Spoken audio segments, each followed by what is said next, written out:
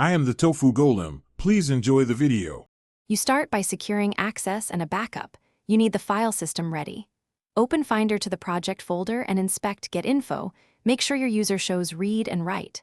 Once done, copy the entire folder to an external disk or iCloud. This prevents data loss if you must rebuild media. Close Garageband and any audio apps so files aren't locked. This avoids permission conflicts and gives you a restore point if something goes wrong later.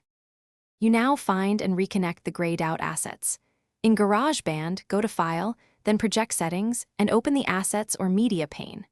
Garageband lists missing files with their original paths. Read them carefully so you know if the files moved or were renamed. Once identified, hit Replace or Relink and navigate to the backup or the folder containing the correct audio files. Make sure file names and formats match. Otherwise, Garageband will refuse to relink and keep items grayed out. You finish by consolidating and verifying everything. Save as with the Consolidate option so Garageband copies media into the project bundle. This prevents future path problems. Then open tracks one by one and play to confirm waveforms and audio output. If files remain grayed out, reset Garageband preferences and relaunch so the app rescans assets.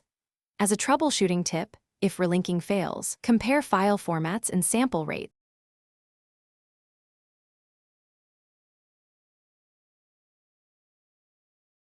Thanks for watching. Consider subscribing if we helped you today.